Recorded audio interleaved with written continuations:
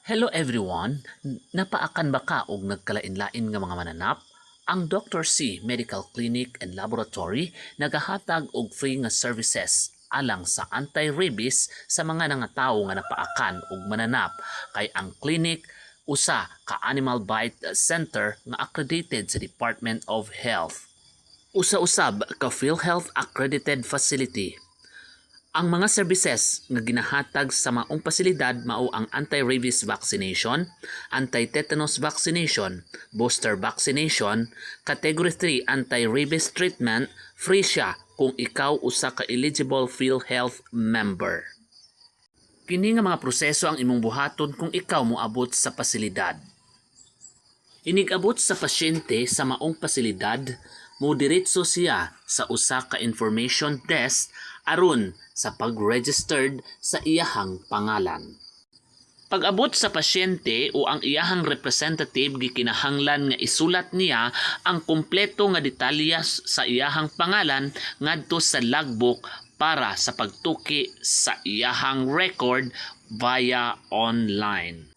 Inighuman sa pasyente og logbook sa iyahang ngalan o ang iyahang representative maghulat ang pasyente sa gireserbar nga lingkuranan aron sa pagberipikar sa mga staff sa iyahang ngalan ngadto sa online kung kini ba nga pasyente usa ka benepisyaryo sa PhilHealth yakap. Inighuman og beripika isulod ang pasyente sa electronic konsulta aron sa pag-process o pagpangita sa iyahang mga previous records sa pasyente. Kung kompleto na ang tanan nga mga dokumento para sa pasyente, i-proceed kini sa vital sign para matuki ang tanan nga mga panginahanglanon sa pasyente.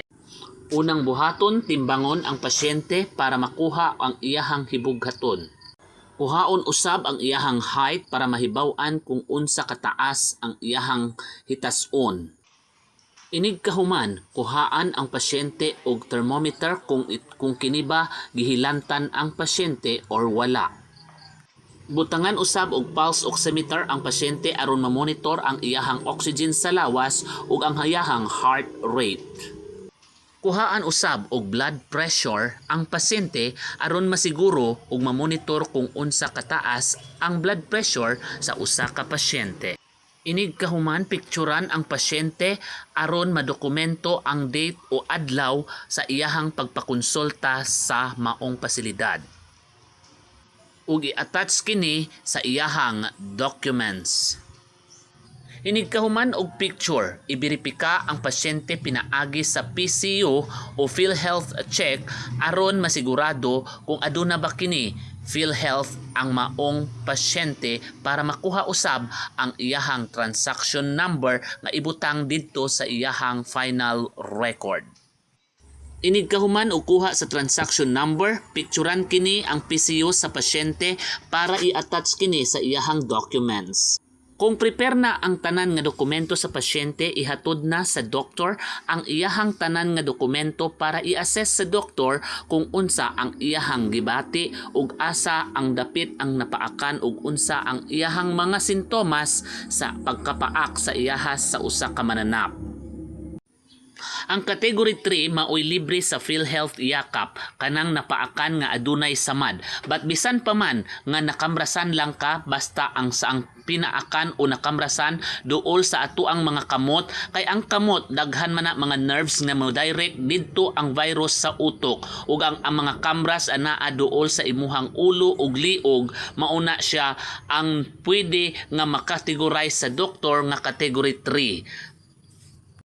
Iniguman og assess sa doktor sa pasyente dalhon ang pasyente didto sa nurse nga assign nga maoy mo vaccine sa anti-rabies ug ipasabot kini sa nurse nga mo inject kung asa dapit siya tusukon sa maong tambal para sa iyahang vaccination.